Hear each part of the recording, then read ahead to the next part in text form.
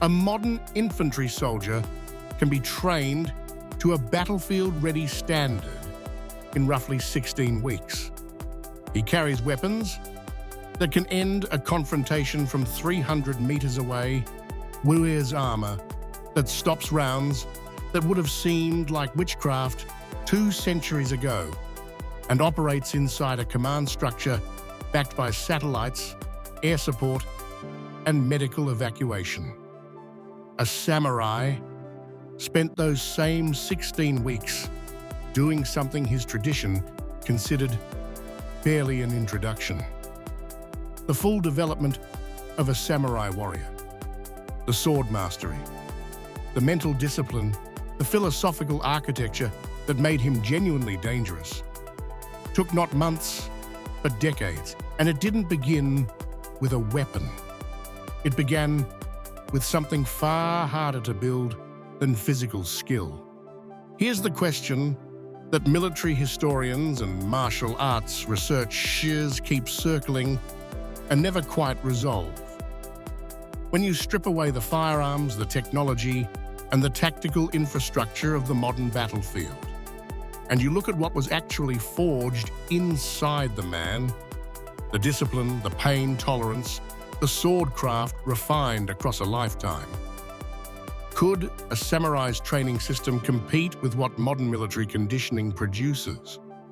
The answer contains something that no amount of modern training science has fully figured out how to manufacture.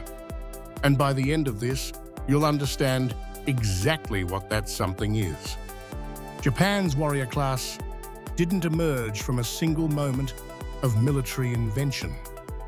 It grew slowly, across centuries of internal conflict, from a practical need for men who could fight effectively on horseback, in armor, across terrain that favored individual skill over mass formation tactics.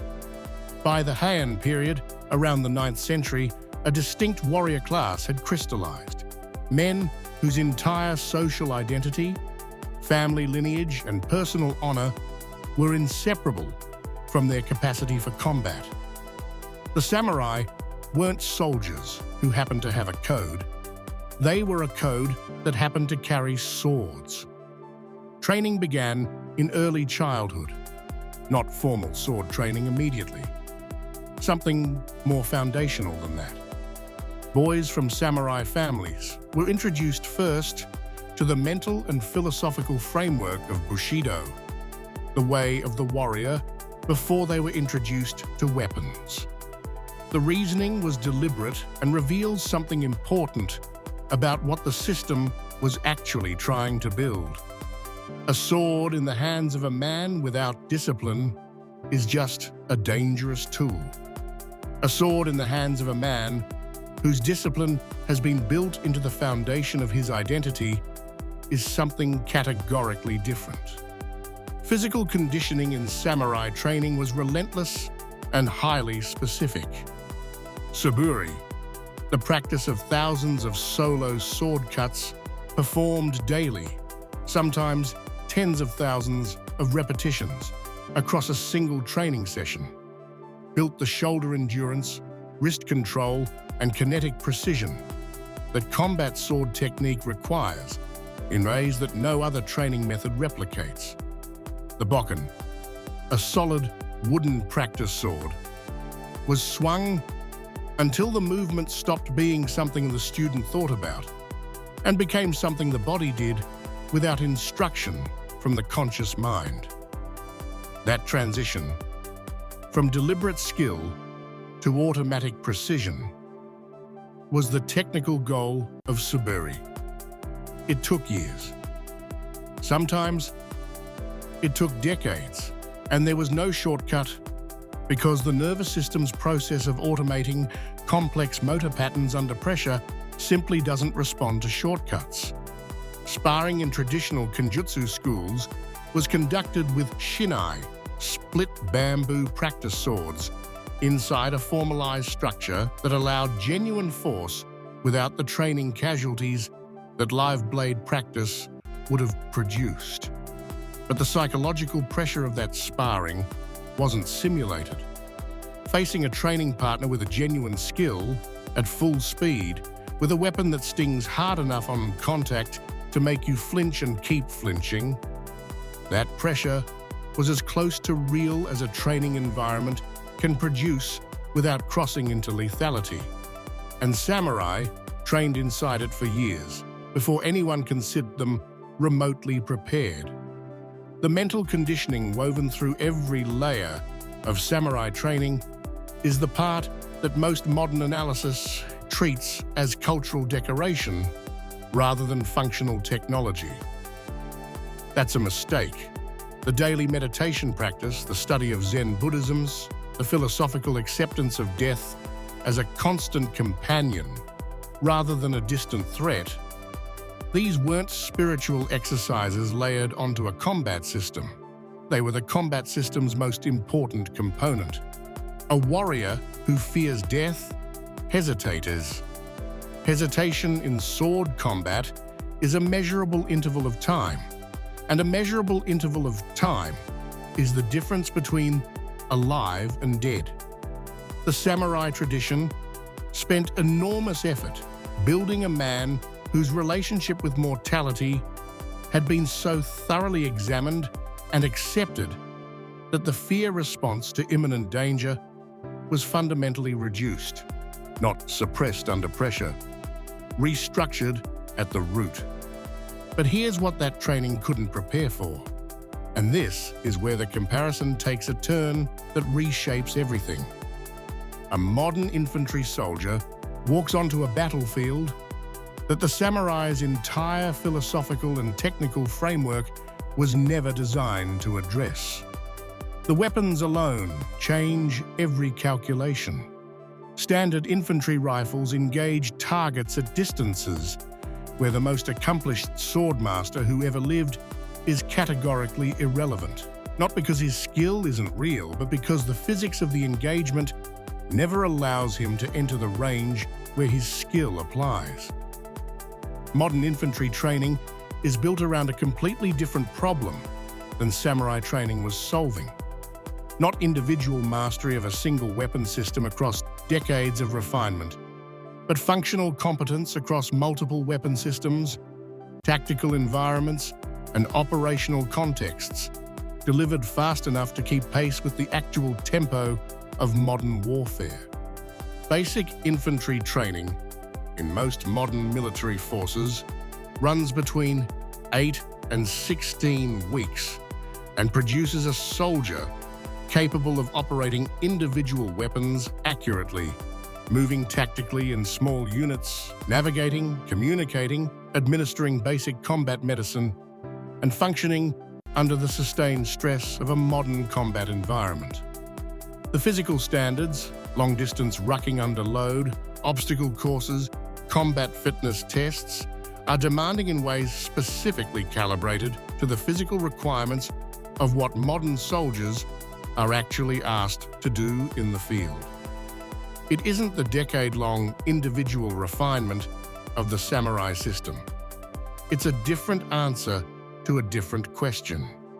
The psychological conditioning of modern infantry training deserves the same serious treatment the samurai's mental framework does.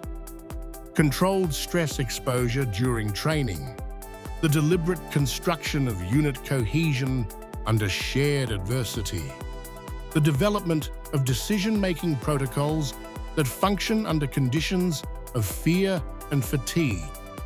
These are real adaptations built by real methods that military psychology has refined across generations of hard-won operational experience. The modern soldier's mental preparation isn't the Zen-based restructuring of the relationship with death that samurai training produced. It's something more practical and more rapidly transferable. The ability to execute trained responses under stress, to function inside a chain of command when individual judgment is compromised by combat conditions, to keep moving toward the objective when every survival instinct is pointing the other direction. Now, here's the direct comparison that most people want, and almost nobody delivers honestly. In physical conditioning, the gap runs in both directions, depending on what you're measuring. Peak cardiovascular fitness in a modern infantry soldier, built through scientifically programmed endurance training, likely exceeds what traditional samurai training produced. Because traditional samurai training wasn't optimizing for cardiovascular output in the way modern physical science understands it, but the specific neuromuscular precision built by decades of suburi and kata practice, the sword-specific movement economy, the instant access accuracy under pressure, represents a depth of single-skill refinement that modern military training makes no attempt to match, because modern military training doesn't need it. The samurai's body was built for one domain with extraordinary depth.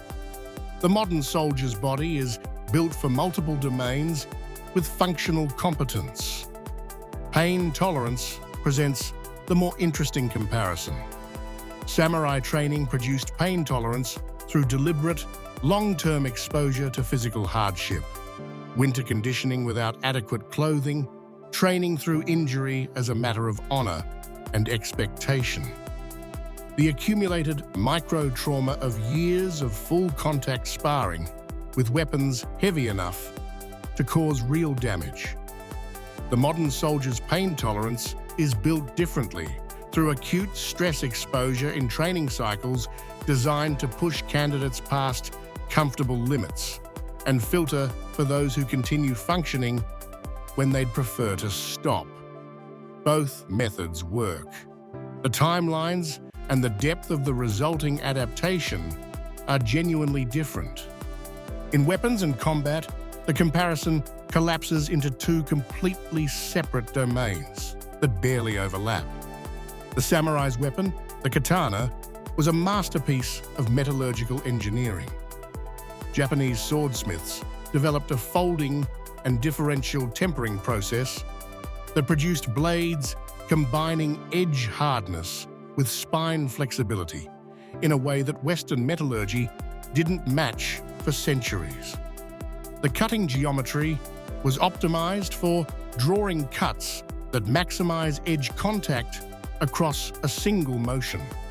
A samurai with a katana in range against an unarmored opponent was as dangerous as any personal weapon system ever produced, fast, precise, and wielded with a technical depth that represented decades of accumulated refinement. Against a soldier with a rifle, none of that matters. The engagement ends before it begins. At a distance, the sword can't close. This isn't a commentary on the samurai's skill. It's a commentary on the physics of the battlefield the modern soldier was trained for. A battlefield where individual weapon mastery has been largely superseded by systems that project force faster and farther than any personal skill can match. So what does the final verdict actually look like when you commit to honesty rather than narrative convenience? In a direct encounter at close range, stripped of firearms, on terrain that forces engagement inside sword distance, the samurai's decades of refined technique, his psychological preparation, his weapon mastery, and his restructured relationship with mortal danger give him genuine and serious advantages that modern infantry training simply doesn't develop. The modern soldier is not trained for that domain. He would be facing an opponent who has spent a lifetime preparing for precisely this kind of encounter, while the soldier's training prepared him for something else entirely. In the actual modern battlefield context, ranged weapons, tactical movement, communications, air support, unit coordination, the equation inverts completely. The samurai's extraordinary individual capabilities are irrelevant to an engagement that never enters the range where they apply. But here's what stays with me after spending serious time inside both of these training systems. The samurai tradition understood something about the relationship between daily practice and genuine capability that modern training science keeps rediscovering in different language.